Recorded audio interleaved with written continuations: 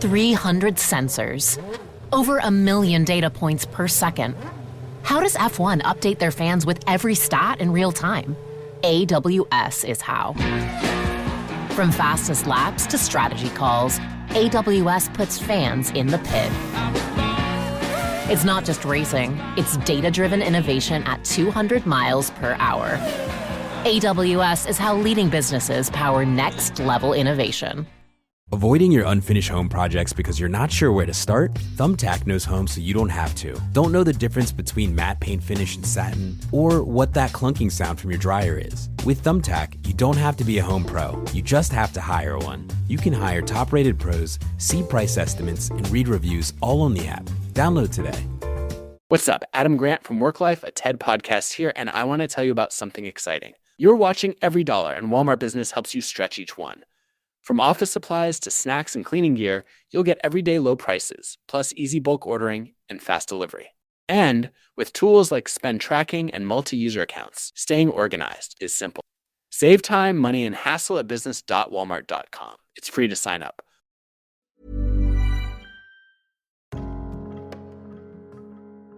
The Neurodivergent Experience podcast presents Mindful Mondays. I'm your host, Ashley Bentley, and this is your weekly reset for presence, purpose, and peace. And if you've been following all along this month, you'll know we've been exploring nature as teacher, nature as healer. A month-long journey into how the natural world reflects our inner world. We've walked off the storm, we've learned to let go, and we've practiced allowing. And now, as autumn deepens, we close this month by looking at one of nature's most profound lessons, resilience. The art of bending, flowing, and rising again. This episode will move with the winds, we'll sing with the cows, and we'll rest under the stars. We'll explore how the neurodivergent brain and body can find safety and flexibility in life's inevitable transitions, drawing wisdom from the rhythms of the natural world. And I want to say a big thank you, truly, for all of the messages, the metaphors, and the reflections that you've all shared throughout this series. One message in particular from a listener named Alex touched me deeply, and I'll share her words a little later. But first, let's start here, right where the wind meets the soul. So resilience is often described as the ability to bounce back. But what if it's not about bouncing at all? What if it's more about bending, like the willow that survives the storm, not because it stands firm, but because it knows how to sway? And we often imagine resilience as grit or toughness, but in truth, nature shows us it's far more nuanced than that. Trees grow strong through the wind's dance. The March gales bend and flex them, coaxing the sap upward toward the light. The same way our own lymphatic system awakens through movement, rising within us to bring nourishment and flow. And storms, as violent as they can be, always pass, making way for blue skies. In my own life, I've noticed how transitions test the nervous system, especially for the neurodivergent mind and body. We crave predictability, patterns, and safety. Yet life insists on change, doesn't it? It stretches us. It asks us to evolve. And each time it does, we're offered a choice: to resist and break, or to yield and grow. And let's remember that our nervous systems are designed to move with life's rhythms. Every inhale is an arrival. Every exhale is a letting go. We are reborn each moment. Every moment is a rebirth. Even the heart, the literal pulse of our existence, expands and contracts over and over again. If we can learn to mirror that rhythm emotionally, we discover a form of peace that's alive and flexible. So we've spent a lot of this month really celebrating the beauty of nature, the easy beauty of nature, the kind that soothes us and grounds us and opens our hearts. But of course, nature can also be harsh. Sometimes it stings. Sometimes it pushes back. And so the question becomes, how can we let that harshness teach us too? Because nature's not only gentle, it's honest. It gives us contrast. It shows us both the calm and the chaos, and invites us to find our balance within it. And that's where real resilience begins. Let's take, for example, wind. It's invisible, but its effects are unmistakable. You can feel it on your skin. You can see it dance in the trees. You can hear its song through the leaves. It's the great sculptor of nature, shaping dunes and spreading seeds, carving cliffs, cleansing the air. And sometimes life's winds feel fierce. If you've ever been to the Isle of Man where I live, you know the wind here doesn't politely whisper. It roars. It rushes down the hills, tumbles through the streets, and slams into you with the kind of honesty that only nature has. And I have a confession to make. I can't stand the wind. And yet, I've chosen to live on one of the windiest little islands in the world. My hair is long and very fine, and when the wind picks up, it whips around like it has a mind of its own. It gets in my face, into my lip balm. It's chaos. And the sound of it rushing across my ears can be deafening. For me, it's not just a mild annoyance. It's overstimulating. And there have been times that it's led straight to an autistic meltdown. But I've learned. I've adapted. These days, I wear my hair in a tight bun, tucked under a hat, and over the hat, I wear earmuffs. And yes, even in summer, if it's windy, I've got my hat and my earmuffs on. Do I look a bit ridiculous? Probably. Do I care? Absolutely not. Because it saves me from a sensory nightmare. And this is just one example of what resilience can look like. Not forcing myself to toughen up, but learning what I need to feel safe and comfortable so that I can actually enjoy the world around me. And where I live on a rural country lane, it's especially exposed. I love my gardening, but when I first moved here, it was a crash course in humility. I quickly learned that anything not firmly secured was likely to go flying. And let's just say a lot of pots were smashed, a few garden ornaments were lost, and even now I'm in a constant battle with my poor potted eucalyptus tree, which insists on toppling over every time the wind picks up. The island has taught me that nature will always have the upper hand, but we can still meet it halfway. Over time, I learned how to dance with it. The wind didn't change, but I did. And in that adaptation, something shifted.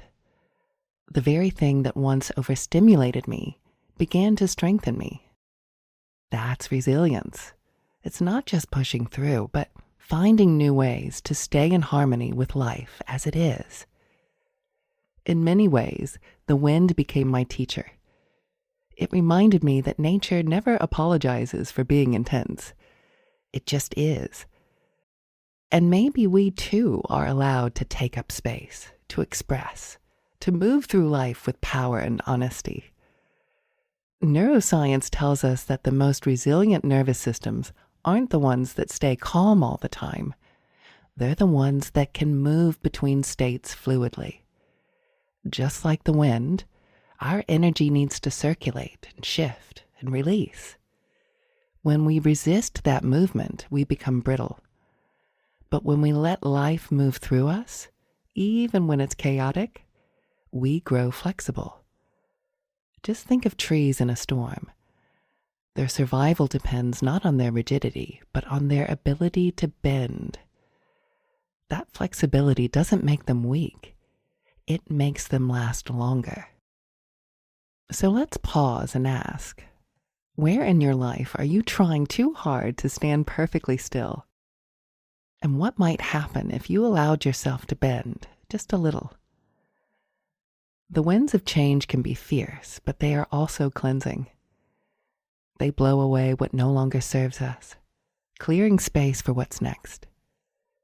They teach us that stillness isn't the absence of movement. It's the peace within it. So as you head out into your own slice of nature, whether it's a walk, a garden, or just opening the window to let in fresh air, think about how you can set yourself up for success. If you hate getting wet, pack a small walking backpack with a towel and dry socks, and maybe even a clean undershirt for mid-walk changes. And if you're sensitive to sound, bring your noise-canceling headphones or some earmuffs to soften the roar. Meeting nature on its terms doesn't mean suffering through discomfort. It means collaborating with it, letting it teach you, and also learning what you need to stay grounded in its presence. That's resilience too. It's not about conquering the elements. It's about befriending them. But as a counterpoint to everything I have just said about setting ourselves up for success, I want to share another story. One about getting comfortable with being uncomfortable. Because sometimes the stories we tell ourselves are the very things keeping us trapped. So for most of my adult life, my eyes were incredibly sensitive to sunlight. If you saw me outside, guaranteed I'd be wearing sunglasses, even on cloudy days. In fact, sometimes the glare on overcast days was even worse. Then, about 7 or 8 years ago, whilst I was retraining and studying neuroscience, I started seeing more and more research about the benefits of natural light. Not looking directly at the sun, of course, but simply allowing sunlight to reach your eyes without sunglasses. Study after study showed that natural light exposure helps to regulate mood, digestion, metabolism, and especially sleep. And I remember thinking, gosh, I wish I could do that. It's so unfair that I can't. So I kept reading about these benefits, and over time, one day I thought, you know what? These benefits are too important to ignore. So I decided to try it. I left my sunglasses by the front door. I walked outside, and you know what happened? I was absolutely fine. The sun was out and bright, and I was fine. I couldn't believe it. What had happened? Well, what had happened was my story had changed, and my physiology changed with it. And this isn't woo-woo, it's neuroscience. It's something often referred to as the biology of belief, the understanding that the stories we tell ourselves can influence how our bodies respond physically. Now, it's really important that I say this. Not everyone with light sensitivity will have the same experience. There are many reasons why we might be sensitive to light, and all of them are valid. But the takeaway here is that it's worth exploring safely, with curiosity and compassion, whether some of our challenges might be shaped, at least in part, by the stories we've built around them. And it's a bit of a chicken and egg situation, isn't it? Does the story create the issue, or does the issue create the story? And we may not always know, but what matters is our willingness to test safely and gently, and to question, and to see what's possible. Sometimes resilience isn't about avoiding discomfort. It's about experimenting with it in small, manageable ways that we choose until comfort begins to expand. And there's a technique in Yoga Nidra, which is simply a guided body scan, one that we've explored here before on Mindful Mondays. And this technique at the beginning of the practice is intentionally tensing up your entire body. You clench your fists and scrunch your face and tighten every muscle from head to toe until you're really uncomfortable. And then you release. And in that release, you sink so much deeper. Why? Because you have the contrast. And that's exactly what resilience is built upon. Contrast. So yes, set yourself up for success. Yes, question your stories. But also learn to get comfortable with being uncomfortable sometimes. This is how we build resilience in safe, manageable ways. If I'm ever out walking and for some reason I've forgotten my earmuffs or hat and the wind whips up, or it starts raining and I don't have my raincoat, I have a choice. I can spend the rest of the walk home miserable, spiraling deeper into frustration, or I can think, oh my goodness, how amazing am I going to feel once I get home, when I'm dry and warm again. That contrast alone ensures that I'm going to enjoy it even more when I arrive. Even things like cold water therapy, which I'm a huge proponent of, are based on this same principle. And nature, especially in winter, offers us free cold water therapy in abundance. When we lean into that edge intentionally, rather than fearfully, it becomes medicine for the mind and body. So acceptance of the moment, even the uncomfortable ones, is where resilience is born. And remember, every moment is temporary. The more we resist it, the more we spiral. But the moment we soften into what is, we reclaim peace. And that brings me to that message I mentioned earlier from Alex, one of our listeners. She wrote, "The sun never competes with the moon, and the stars never argue for more light. They all simply shine in their time." And isn't that stunning?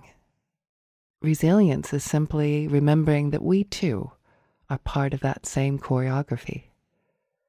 So often our exhaustion comes not from life itself, but from trying to control its timing, from resisting the flow.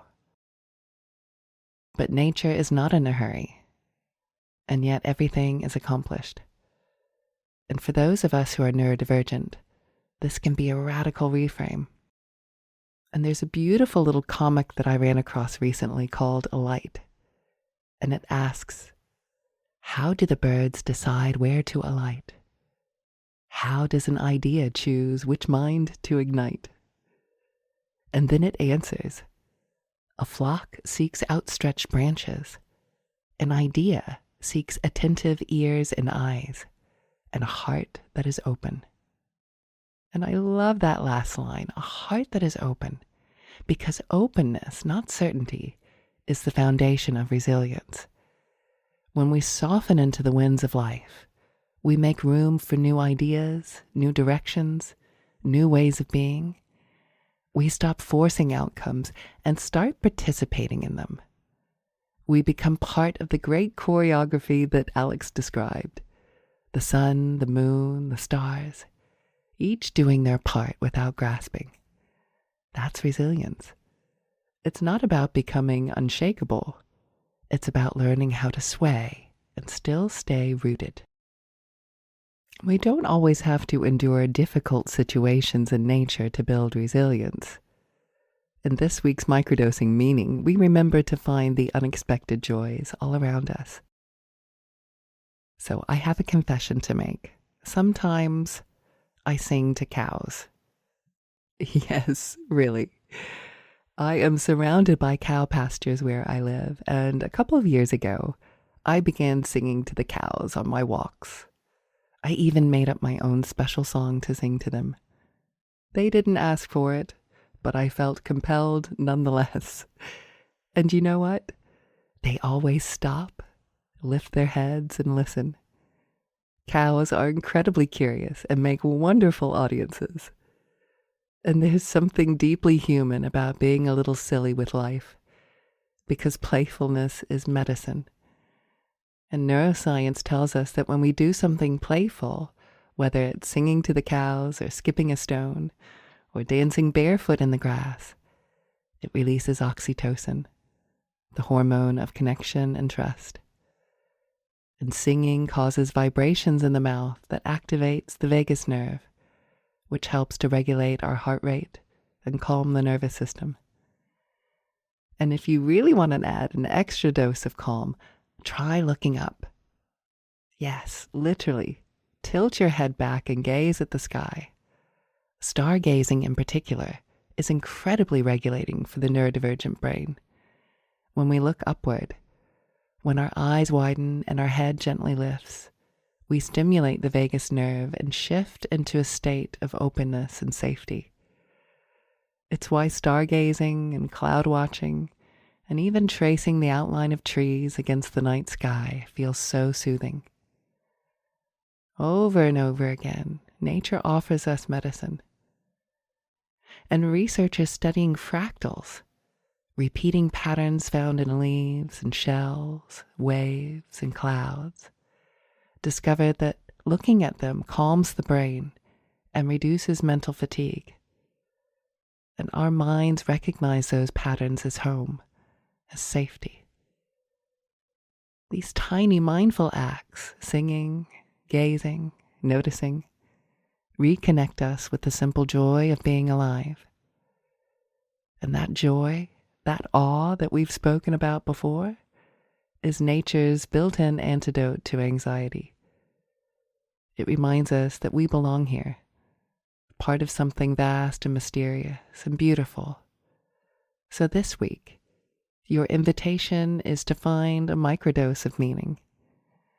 Hum to a bird, sing to a cow, look for fractals and leaves, gaze up at the stars.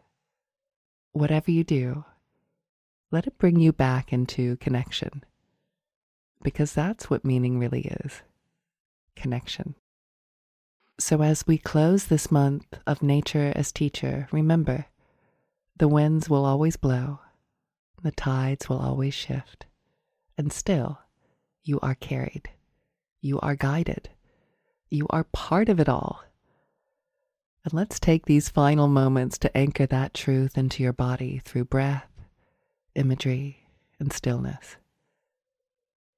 And if you are driving or operating heavy machinery, please ensure to pause the recording until you can safely come back into stillness.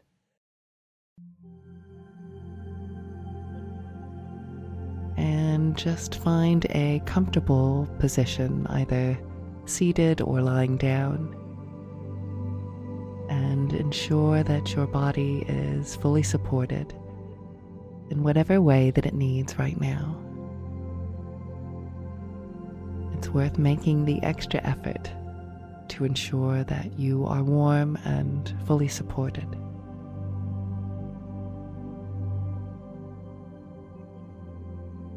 And whenever you're ready, feel free to gently close your eyes. And take a deep breath in, and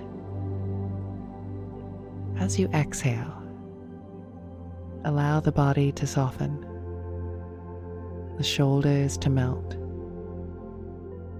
and the jaw to release.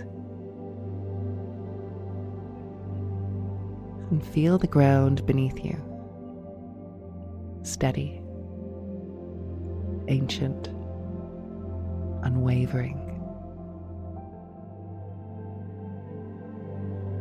And imagine that beneath this very ground, the roots of trees, the stones, and the water veins of the earth all hum with quiet intelligence, a rhythm that's always supporting you.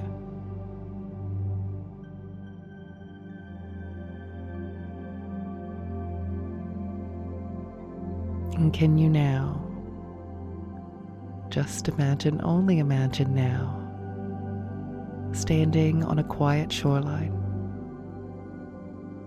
And the sky is painted in twilight colors, indigo, rose, and gold.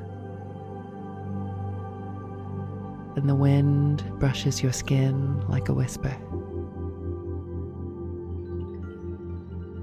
And the waves curl and retreat, leaving silver trails of foam.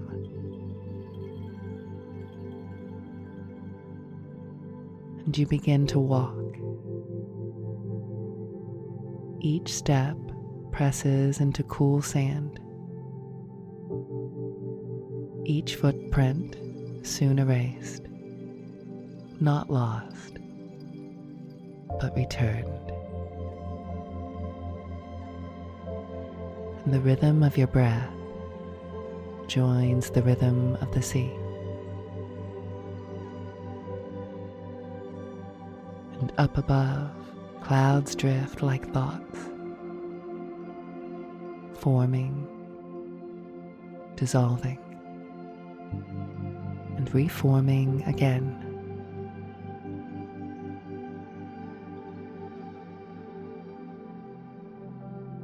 This is the sky of your mind. You don't have to chase it or control it. You just watch. Allow.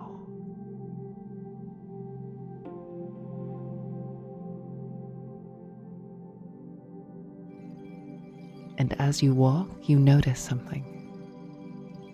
Stars beginning to appear, one by one,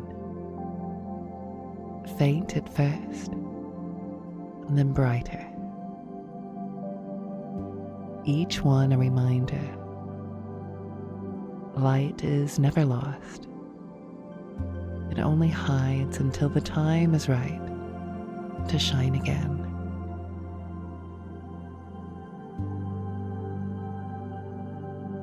And now a breeze begins to move through you. It doesn't disturb. It clears. It carries away the heaviness you no longer need. Old worries, old stories, old expectations. You feel lighter, freer, open. And imagine standing tall, like a tree rooted at the edge of this ocean. Your feet are the roots, drinking in nourishment. Your heart is the trunk, strong and alive. Your arms are the branches, reaching to the stars. And the wind moves through you, not against you. And you sway with grace. You yield, but you do not fall.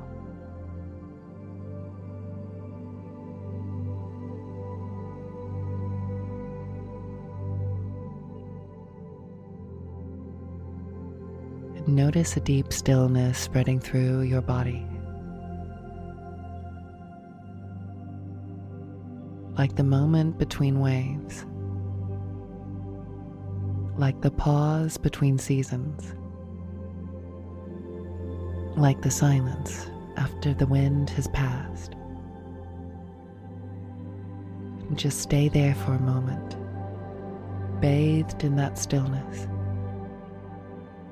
rooted, present, infinite.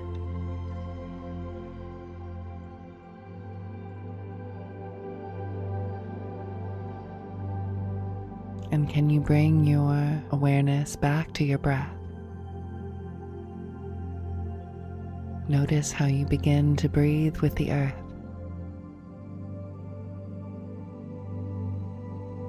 This already happening breath. Nothing to do or change. Just noticing.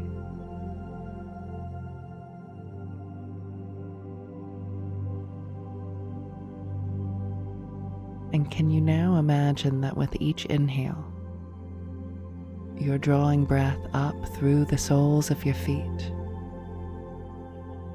up through your body. And as you exhale, let that energy travel up and out through the crown of your head like a fountain of light. And watch it cascade down again around you, returning to the earth, to be breathed in again through the soles of your feet, up through the body, and exhaling out through the crown of your head. A continuous loop, the rhythm of life itself.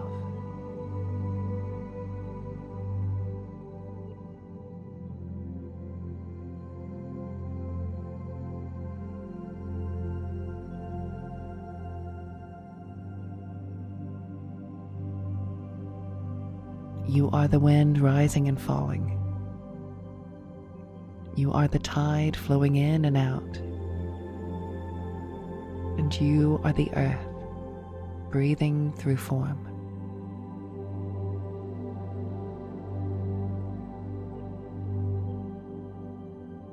The same wind that moves the waves is moving through your lungs.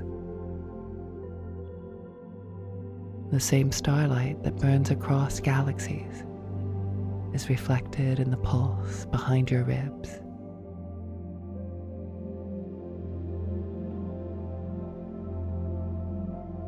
You are nature. You are resilience. You are rhythm. Let this mantra rise within you. I bend, I flow, I rise. Repeating it silently inside, feeling each word land like a wave on the shore.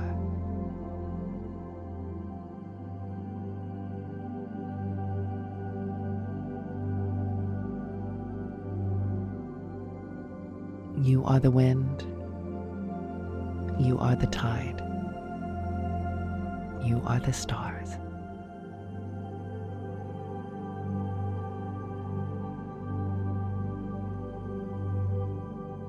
And when you're ready, bring awareness back to your heart. Feel the gratitude for your breath, for this body, for this earth that sustains you.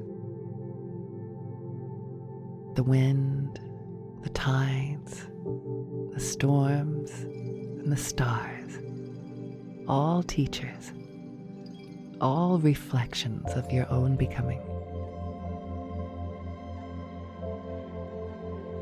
And slowly wiggle your fingers and toes. Begin to bring small movements into your body, moving your head from side to side. And when you're ready, and not a moment before, feel free to gently open your eyes, carrying this presence back with you. Thank you so much for joining me in this final episode of our Nature as Teacher Month. I hope you feel grounded and uplifted and part of something vast and alive. And if you'd like to continue exploring mindfulness and yoga nidra, guided meditations, you can find me on Insight Timer, where I share regular recordings and bedtime stories and courses to help you reconnect with presence and purpose. And next week, we begin a brand new series for November, Neuroscience and the Neurodivergent Nervous System, Understanding the Body's Language of Safety. All throughout November, we'll explore how to recognize your nervous system states and work with them gently, and cultivate balance from the inside out to reduce overwhelm and meltdowns and bring more presence and connection to your life. Until then, may you meet the winds of life with grace, and the tides with trust, and the transitions with an open heart. Start soft, stay steady, and I'll see you next Monday.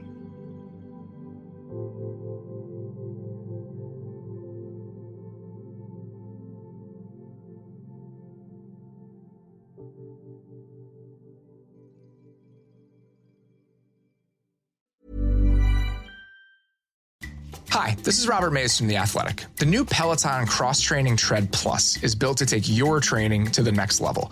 I've had a Peloton for the past 5 years. It has completely changed the way that I work out. It's completely changed my relationship to exercise. It's in our basement. I use it virtually every single day. I'm a huge fan of the platform. I'm a huge fan of the library of classes that are offered. I cannot recommend the program enough if you're looking for a way to change your workout routine and really lock in to improving yourself physically.